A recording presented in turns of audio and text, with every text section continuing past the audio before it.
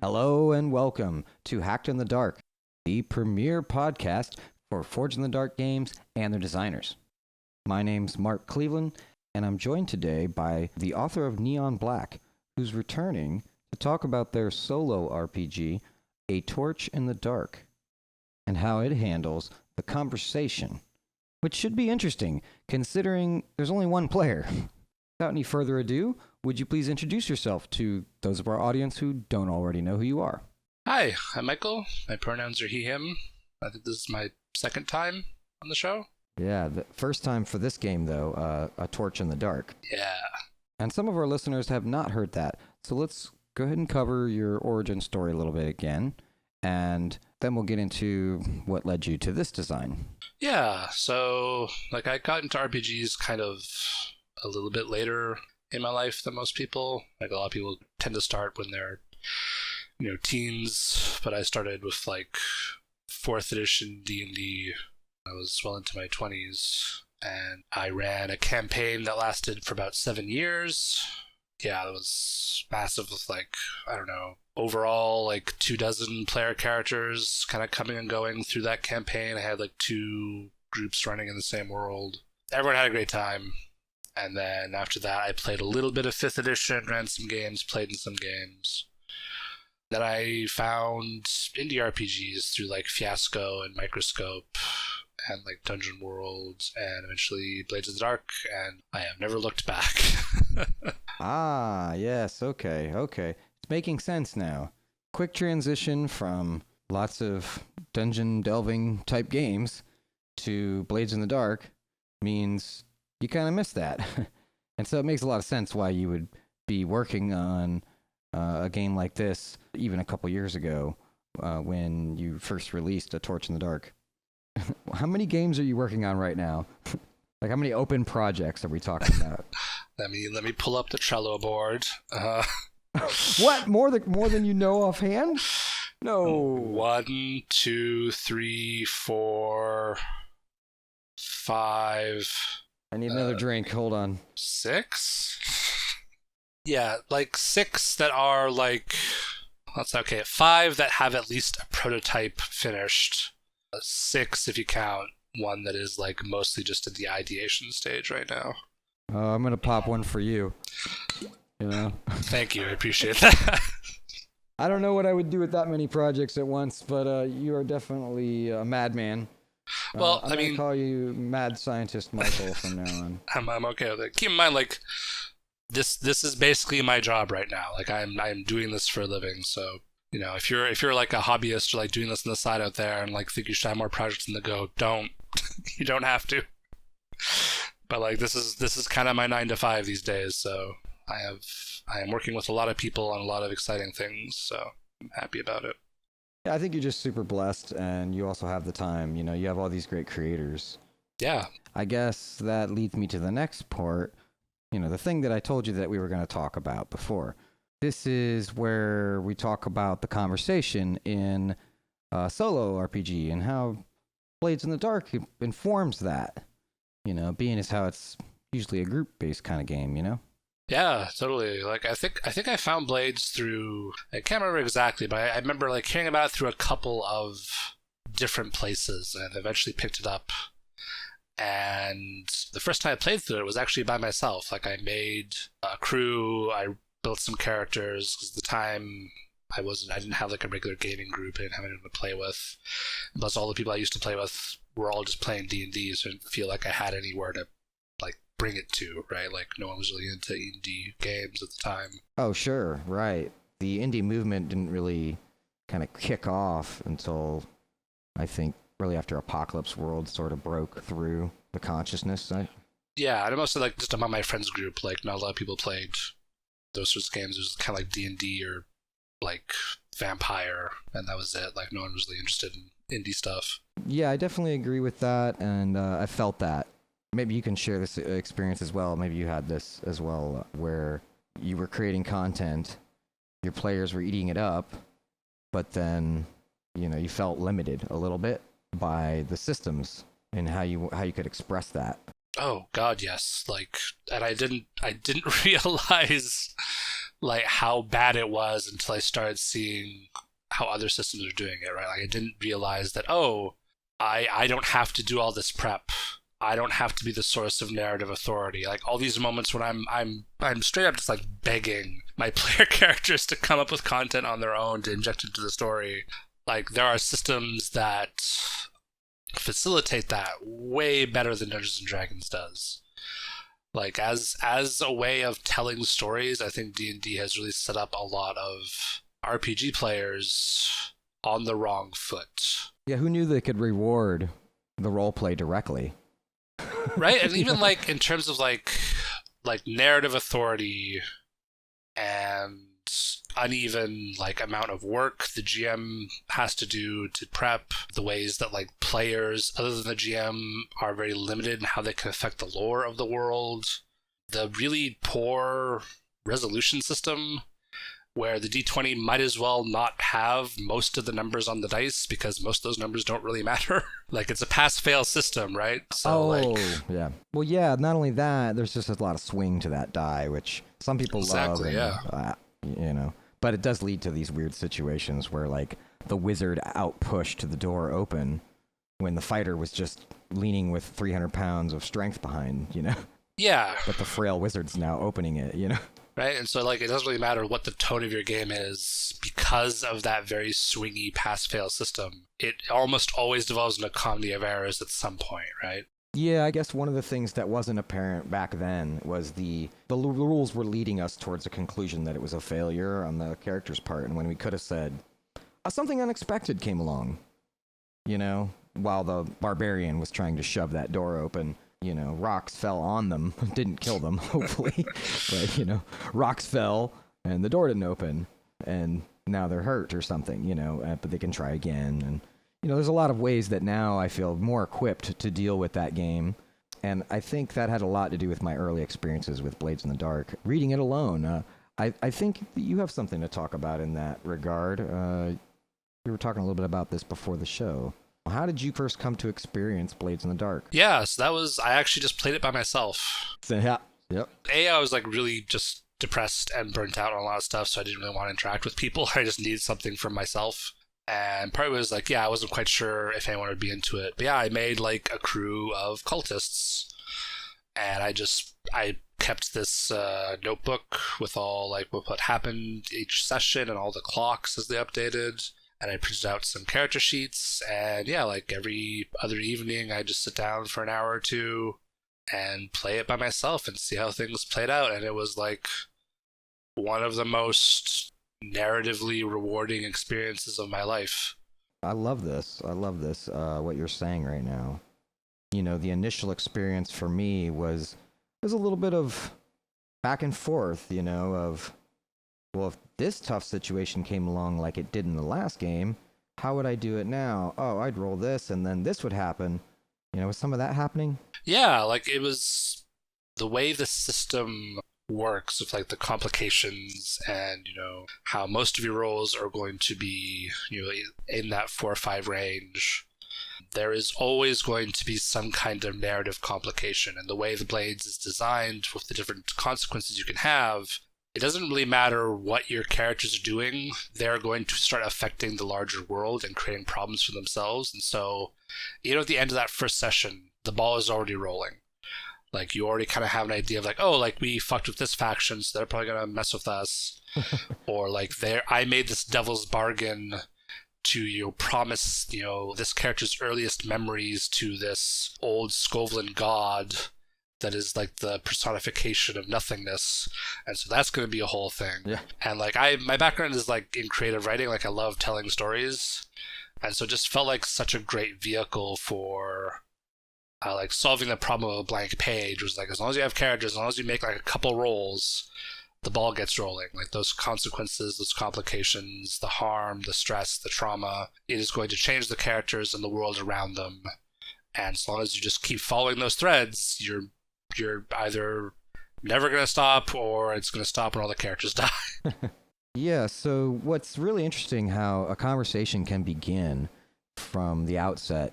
even when you're alone with a book. Let's talk about your game and the way that that's happening. Like, first off, the elevator pitch for your game, for those who, I guess, couldn't guess it, and what sets that apart from others like it. Yeah, so A Torch in the Dark is a solo dungeon crawling game. The premise is that after a socialist medieval revolution, you are playing a lone dungeon delver who is trying to reclaim wealth from all the entombed undead nobility who have been buried with all their treasures and coins and stuff like that. And like the premise is that like the socialist revolution happened, overthrew the emperor, but the emperor with his last dying breath like cursed the land, and so all these previously dead nobles and kings and princes have risen from their graves. And so your purpose is twofold: to try to like end this curse by killing all the undead, and also try to reclaim all the buried wealth they wanted to die with. Oh, I love it. Yeah, the undead servants from long ago are gonna rise up to defy you. Oh, that's excellent. What a great premise. It sort of evokes to me when I look at the names in the text too. There's like an Edguard or something. Edguar. Some very hoity-toity name for one of the nobility. Oh yeah, like I spent a lot of time on like medieval name generators to get a lot of names for these people to make them seem like, yeah, there's like Allard Hund and Lord Admiral Geoffrey West Isle, Lord Commander Sigurd Bane. Yeah.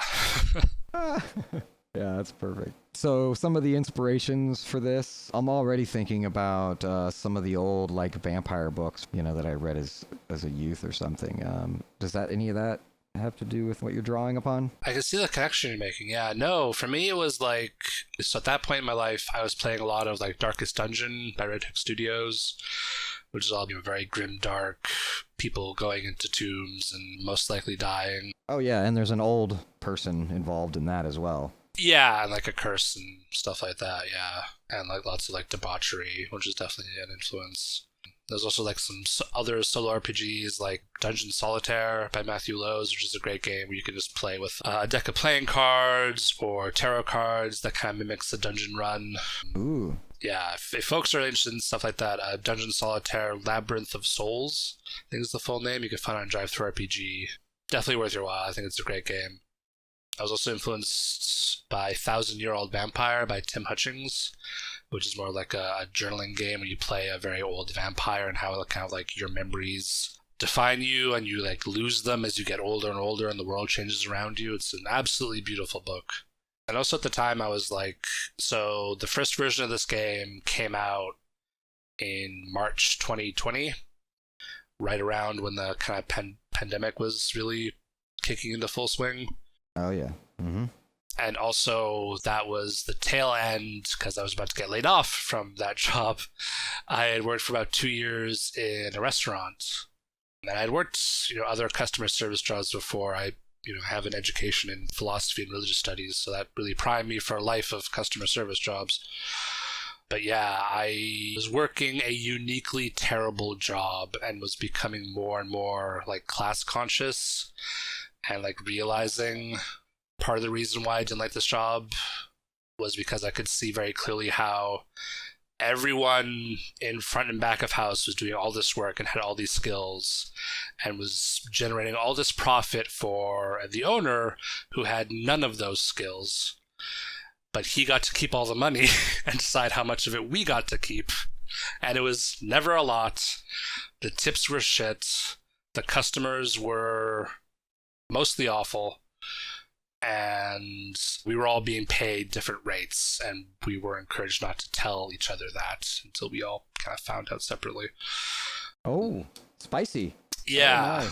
Well, that's actually pretty common, right? Like to keep your wages secret. Like in corporate environments, they do that, but they do, and it's because they want to pay some people less than others for very arbitrary reasons. Yes. And yeah, and also like with the pandemic kicking off, a lot of politicians and rich people were kind of being very mask off about what they wanted out of people to get back to work and generate revenue and capital for them, even though they weren't the ones doing the jobs that were incredibly dangerous all of a sudden. Oh gosh, yeah, I guess this is sort of the onus for your own little personal socialist revolution going on. Oh yeah, like there's there's a definite trend in my work throughout the last like year and a half or so of like I released this. I've been working on Neon Black, which is like a very anti-capitalist cyberpunk game. I released Nasty, Brutish, and Long, which is all about revolution and class struggle. So yeah, like I am permanently changed. I think on Twitter I said a little while ago, like, I have one favorite note and I play it all the damn time, and it's, must crush capitalism. So your game's really about dungeon delving, but also revolution. Oh yeah. Yeah, this is not your typical dungeon delve so much. Yeah, because like that's one of the things that it took me a while to get there. Like the first version was much more pure dungeon delvey. It didn't have a whole lot of flavor to it. You were mostly just like rolling to generate random encounters and imagining what those counters would be, and then your action roll would kind of determine any complications along the way. But as I revised it through the year, I started to inject all this story about nobility who are so debauched they are summoning demons and doing dark magics to satisfy themselves, and a revolution that's going to try to quash that, but has to deal with all this diabolism that's been left in their wake and this death curse and all that. Well, now, so this is pretty interesting to me, this other side of the game. Is there a revolution generator of sorts in here? Oh, there isn't. You do get to make your character, and so that can kind of like color how, they are related to the revolution. Like it could be like a simple watchmaker, or it could be, a former knight, or... Oh, okay. No, I meant, so I know that there is a built-in revolution in your game. I'm wondering if there is perhaps some sort of a generator for the events that would occur as you're dungeon delving that kind of portray that revolution around you. Right, yeah. So in A Torch in the Dark, you use a deck of cards to generate random encounters. Yeah, so basically, as you play the game, you make a character, you start delving, and there are 9 dungeons you progress through sequentially. So you start the first one, you end at the last one. And the book contains a delving guide. It's kind of like a reference for like what each card represents. So in the first dungeon, you'll turn over a card, and it'll be like the 7 of clubs. That'll be like, oh, there's like a blocked door in your way that you have to force open. But in the next dungeon, that card will represent something else entirely. And it kind of increases in difficulty as the game progresses. So I wrote whatever 52 times 9 is prompts to get you through each of the dungeons, which I would not recommend, and I will not be doing again, because that's an awful lot of work. A healthy book of possibilities, for sure. I'd say there's no shortage of variety. I think my first 3 pulls, I got a blocked door, which I opened no problem. Then I got moaning, groaning, like zombies, or some sort of minion type creatures. I kind of took them as that were coming at me, and they were coming in a drove. Then I pulled a jack, which I guess the face cards are all special. And I went, ooh, oh, I probably get a treasure. And as I read it, my glee turned to dismay as I realized I was now facing off with like the Prince of the Crypt or whatever. Oh, yeah. Yeah. So, yeah, each of the face cards are unique events. So if you come across those, most of the time they will give you treasure, but you have to risk it, which is basically how the game calls you to make an action roll. And then you get to build a pool based on your skills and items and roll to see how well you do. And then you'll get treasures, which will let you cash those in for downtime actions so you can replenish your stress and corruption items when you come out. But yeah, if you have to go through that dungeon again, you don't encounter those unique events. So basically you're trying to, it's like a risk-reward system where you want to get through the dungeon as fast as possible, but you also want treasures so that you can replenish your stats so that when you go through again, you have a better chance of survival. Yeah, that's what I wondered about. It seemed like this is like a roguelike element that we see in video games now, where, yeah, maybe you beat the first mini-boss, and then you perish later, and then when they start you over, they give you an item that kind of makes it easy to beat the mini boss, or they give you something to kind of like bypass it, like a tunnel, some route. So this is that, right? This is that sort of thing. Persistent gameplay. Yeah, for sure. There's definitely some roguelike elements in here. It's not uncommon for, at least in my playtesting, for my characters to die in the first couple of dungeons. But yeah, it is kind of built with mechanics in mind that even death isn't necessarily a hindrance. There's a way for you to be resurrected, but you have to permanently mark corruption on your character. So it's harder and harder for them to succeed as the game goes on, but that's kind of offset by the fact you're getting more treasures and you're getting more skills. So Yeah. Well, tell me about the corruption, right? So I got beaten by that. I got pretty corrupted. I decided to leave. Yeah, so corruption is one of the consequences that you get when you're making action rolls. It's a little bit like stress. So you mark it as similar to stress. You have a certain amount on a track, and it kind of represents you being corrupted by, self-doubt or, the demonic energies, the curse that is throughout Keinberg, the city that the game takes place in. And if your corruption track fills, you die. Mm-hmm. And there are also encounters in each deck. You play with the jokers in the deck, and the jokers are always demons. And demons don't give you any treasure. They are a difficult encounter because you have to risk it 3 times, so even if you want to run away from them, it's going to take you at least 3 action rolls to do so. And if you have any corruption marked on your character, you lose 1 dice for each corruption, because the demon is stronger against you. Oh, yeah, I saw that. Luckily, I didn't pull the Joker. I didn't feel ready after the Jack beat me into submission pretty well. Yeah, I felt like ready to go back in, though. The corruption didn't feel that bad, but I think that's because I didn't get penalized for it yet. I missed that part about about that hurting me in the devil encounter. Yeah, and I think that's something that I wanted to keep from Blades, that push your luck sort of thing with every score. Like, I don't have that much stress going into this. I'll be fine. And then suddenly you're not fine, and you're rolling resistance rolls, and everything's going sideways. That's a great way to talk about the next point that I have in mind. So the subject that I want to talk about is the conversation and where that's happening in a solo game. And, usually this is happening between players as well as, the art, like I just said earlier on. I think there's a different discussion happening here, right? Because of some of the random elements mixed with, the fact that this is not really going to involve other players necessarily. Tell me more about Torch in the Dark and what sort of conversation the rules are having with the players. Yeah, so there's different conversations happening, I think. There's like the rules that are talking to the player and letting them know what is possible, and then there's like the fictional space of like what is the world saying of the player, what the player can expect to happen. And then there's kind of like the conversation you have with yourself where you're like, okay, you're imagining things happening in your mind. You imagine what sort of character this person is as they take conditions and learn new skills, how they grow and change, and like what are they willing to put up with, and what does their life look like versus like what you as the player want out of the game, right? Like maybe you want to push past the demon to get to the more treasures, or maybe you're looking at your character sheet like, well, they're good at running away, so I don't think they would do that. Sure, yeah. This is really interesting to me.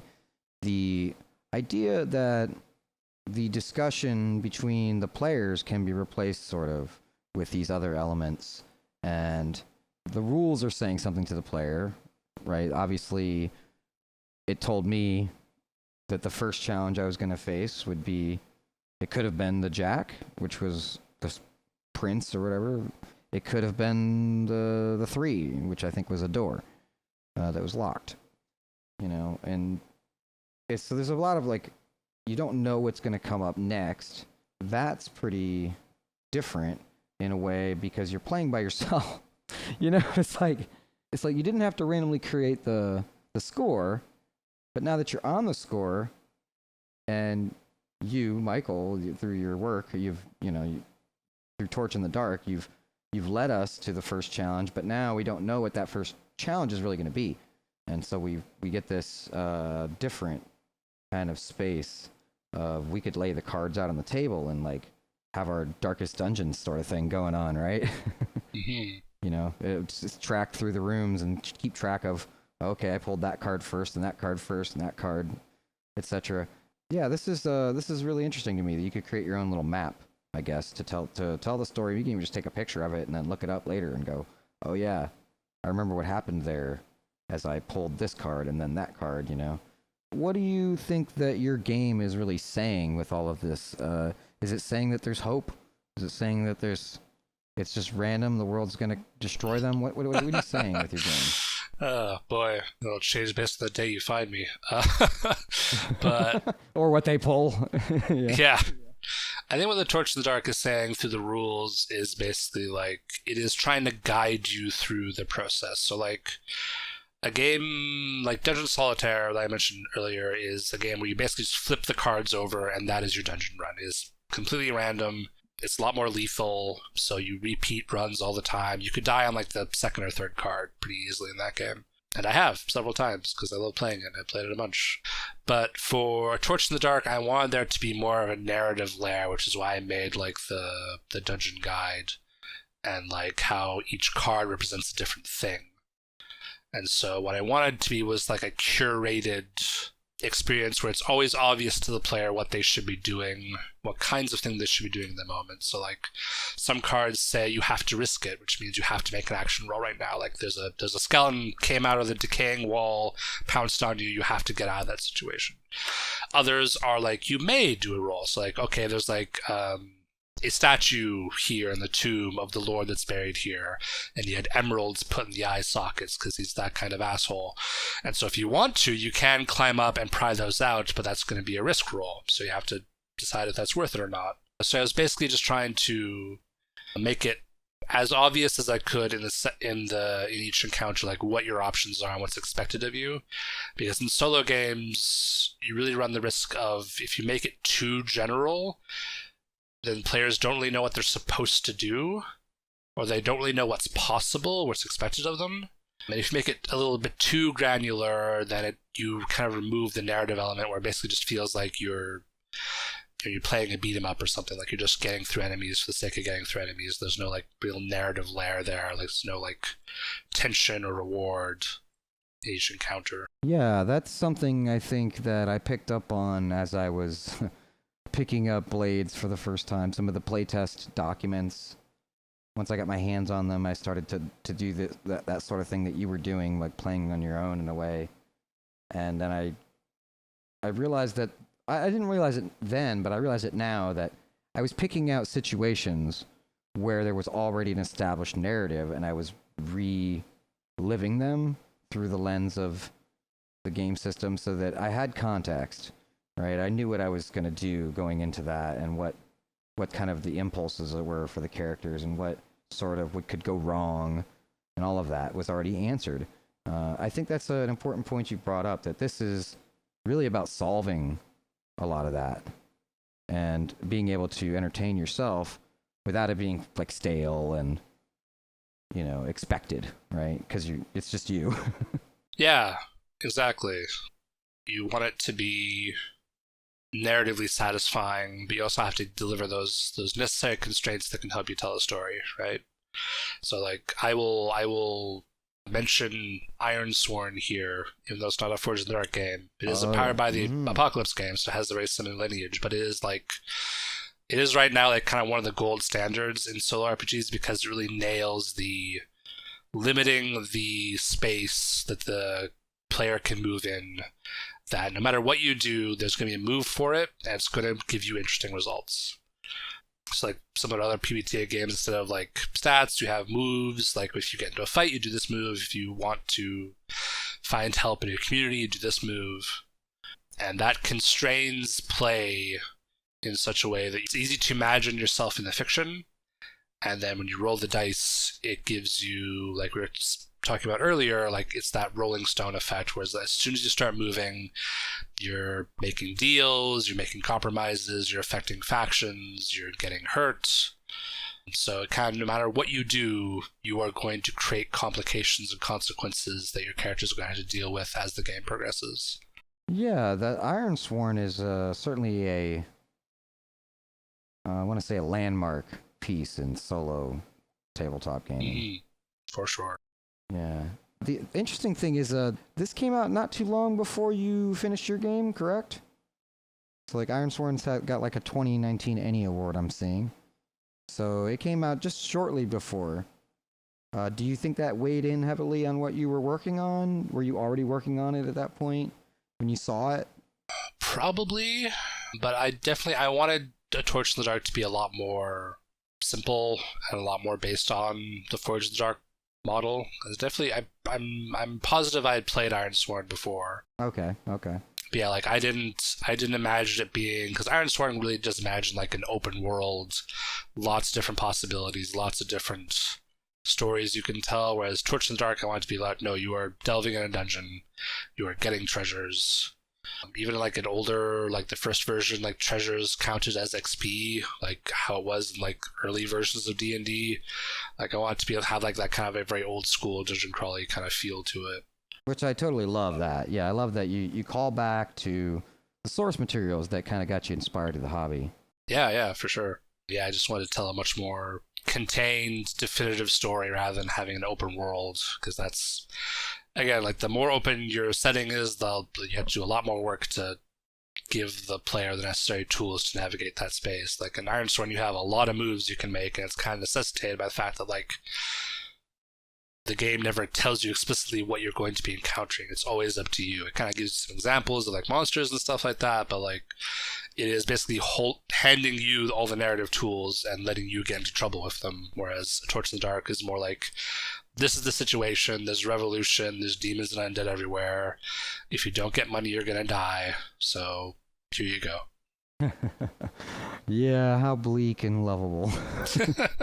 But yeah, so that's an interesting point. The way that this is sort of leading the player is a benefit. I mean, you have this wide landscape of possibility when you throw down a game like Ironsworn, which can be both a benefit and a curse, like you're saying. So I think you're telling a more focused story here than a game like that. So I admire that about you, in this work. Do you think the game helps by providing tools for the player to kind of negotiate with themselves as far as what will go wrong? Like, how do we decide what goes wrong when we roll the 4-5 or the 1-3? Yeah. So the game has specific consequences you can pick from, similar to Blades of the Dark.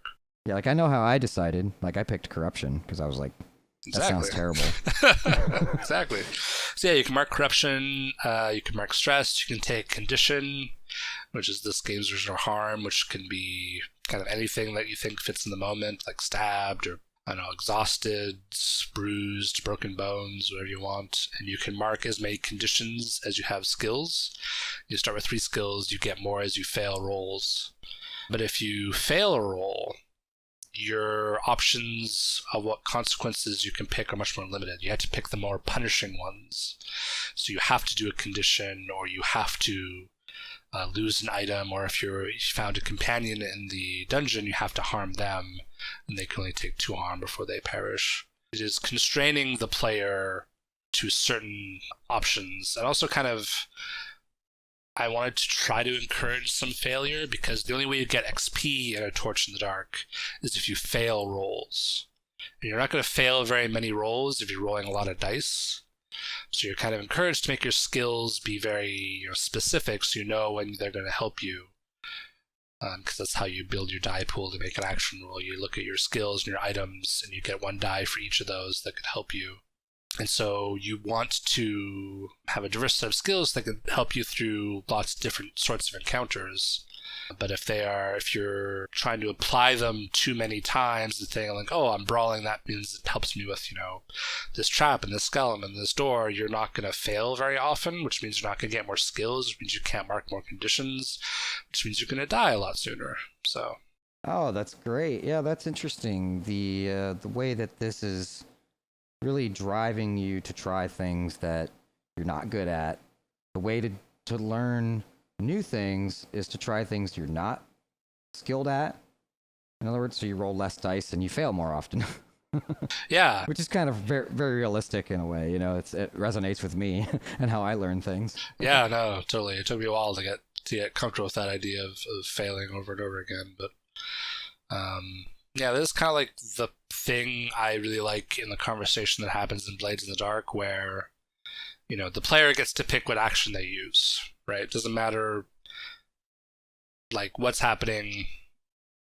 You get to say if you're skirmishing or if you're finessing or if that, and then the GM gets to say where your position of effect is, right? And that kind of negotiation is something I'm a huge, huge fan of, and something I am often, proselytizing about. And the GM shouldn't call for an action. That's not how this is supposed to work. Like the GM might have a good idea of what action is appropriate, but there is a key narrative push and pull that is happening in Blades in the Dark, where it wants to slow down and say, okay, what exactly is happening here? What exactly are the stakes? Is everyone comfortable with that?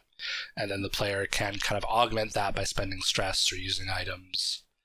But at the end of the day, it is a slow game that wants you to consider these things and have like a conversation, like we've been talking about.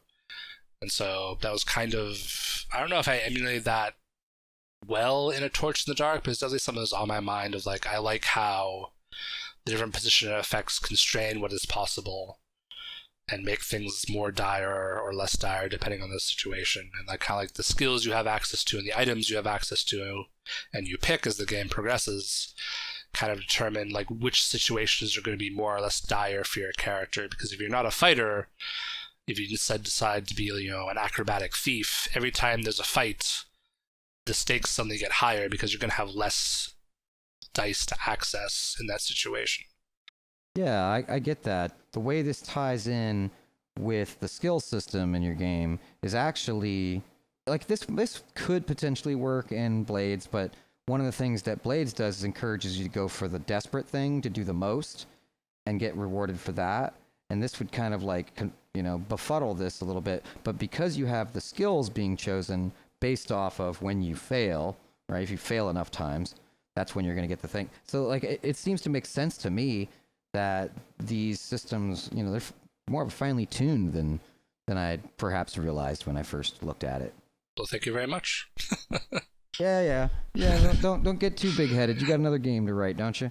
You working on something new? I've got several games to write, actually. So yeah, I shouldn't talk.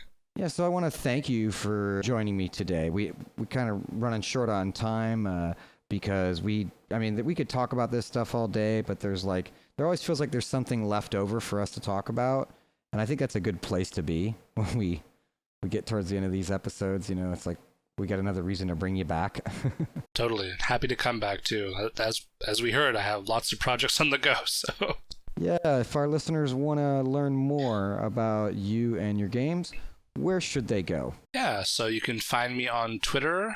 I'm at Not Writing Games. I actually just recently changed it from last time I was on. So yeah, Not Writing Games on Twitter. And you can find my games on DriveThruRPG by looking for Not Writing Games, and itch at notwriting.itch.io. Ooh, brand solidarity right there. Yeah. You got all the screen names across the different services. Consolidating my brand. I love it. That actually reminds me of something I want to announce for the channel. We are actually super close to a milestone. We have 450 unique listeners per episode right now. And if we hit 500, I think that would call for a celebration. We could justify additional content. Maybe the talk show that I want to do with players from the actual play shows that we're doing. If you've made it this far, help us reach our goal by hitting the share button to spread the good news, so to speak. And now I want to hear about the rest of your cool stuff, Mike, because I know there's a lot. Yeah, so myself and a bunch of other designers from the Forge in the Dark community got together for ZineQuest earlier this year, and we put together a game called External Containment Bureau, and it is a game of paranormal investigation based on the Forge in the Dark engine, and it is going to be out soon. Yay! I know Eli, the project manager, will kill me if I put a specific date on it, but I'm just going to say very soon. Yeah, don't do that. Yeah. Don't commit. But if you want to pre-order the digital version, you can search for External Containment Bureau on itch.io, or you can go to mythicgazetteer.itch.io/External Containment Bureau, and you can find it there. We will put that link down below as well, so you can find it. Yes, thank you. And like I said, if you want to follow the work I'm doing, you can do so on Twitter at Outwriting Games. If you want to support my work and get like special behind the scenes access and like access to prototypes of stuff and like unreleased games, you can go to patreon.com/notwriting. You can also get like a bunch of my games for like $5 or $10 all at once, which is probably the best way to do it. Oh, you got a bundle over there? Yeah, and yeah, like I was mentioning, I'm working on a lot of projects. I'm trying to make this a full-time thing. So if you're looking for someone to consult your game, do some creative writing, design, I love working with Forge in the Dark designers. So yeah, shoot me an email, michael@notwriting.net. I can recommend them for this. I recently had them do a little bit of creative writing / consults type work. And I think that about wraps up this episode of Hacked in the Dark, the podcast network where we feature Forged in the Dark games and their designers with a new topic every episode. I'm Mark Cleveland, and remember, when it comes to design, we all begin our journey as hacks in the dark.